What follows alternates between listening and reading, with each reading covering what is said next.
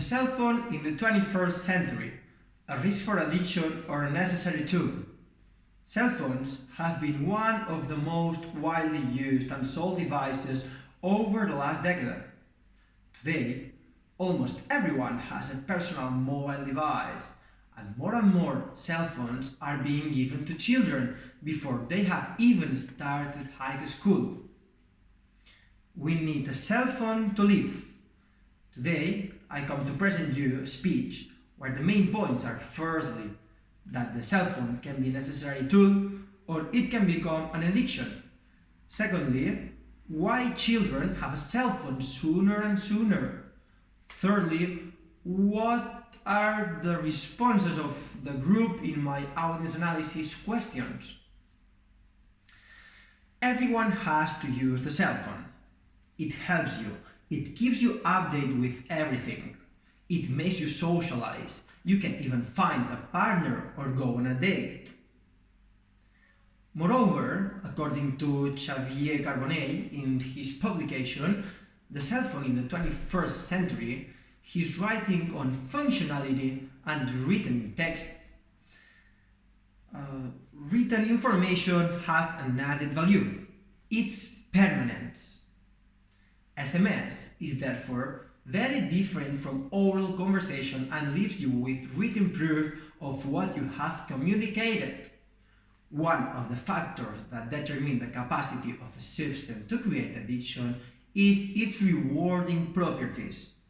It is accepted that the more intense the positive reinforcement, and the shorter the delay between consumption and physiological response, the greater the capacity of a substance to produce addiction. Thus, the positive properties of cell phone use are euphoria, sense of identity, social status, social networking, synchronization, and above all, independence. According to Sanchez Martinez in 2009, to date, there is scientific literature with reliable data on prevalence, symptoms, or clinical cases of addiction to mobile telephones. Yet, there is a climate of social alarm generated by mass media, insistence on their addictive risks. Secondly, according to Alexa and Frank, cell phones play a significant role in socialization and creating a feeling of belonging to a group, particularly among teenagers. There are many reasons why teenagers should have a cell phone, but beware of addiction and misuse. One of the reasons is they foster a process of emancipation from parents and act as a kind of barrier between them and their parents. In other words, for young people, the cell phone is above all a personal telephone, and having a personal telephone not accessible by parents marks a boundary. Having a cell phone helps a teenager to acquire an ever greater sense of self and increasing orientation toward the peer group. The cell phone favors independence and reinforces contact with friends and other people outside the family. Teenagers can morally communicate while at home without parental control, something which was more difficult with ordinary telephones, as well as at school without being controlled by teachers. Moreover, according to Bianchi and Phillips in 2005, children and teenagers usually receive a cell phone as a gift from parents.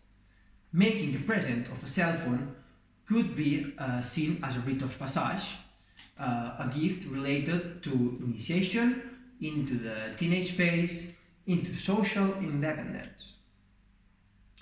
And it would appear that this rite occurs at even earlier ages. If your parents give a cell phone to your children, always with responsibility and avoiding addiction, remember.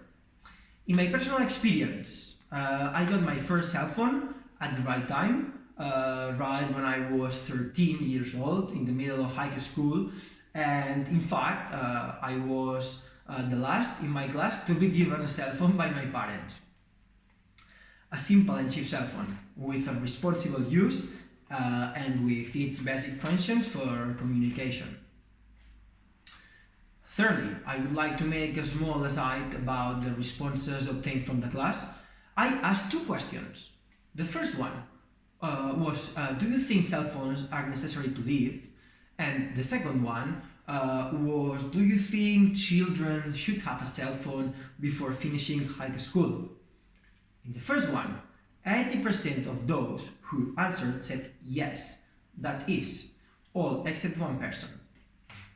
In the second one, also 80% said yes, something that I did not expect, since in many countries like Spain, where I'm from, the society is not in favor of giving cell phones to young high school students. In addition, in my second question, one person answered yes, high school kids should have a cell phone, but as a privilege, not as a right. I thought it was a short but interesting reflection that I wanted to discuss and share with you, so that you can think about whether you agree or not. I do. You have to deserve the cell phone, my son. You have to make good use of it. In conclusion, the cell phone in the 21st century, a risk for addiction or a necessary tool? Cell phones have been one of the most widely used and sold devices over the last decade.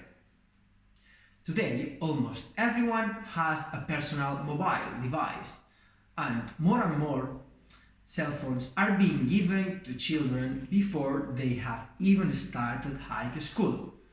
Remember the century we are in and use your cell phones responsibly.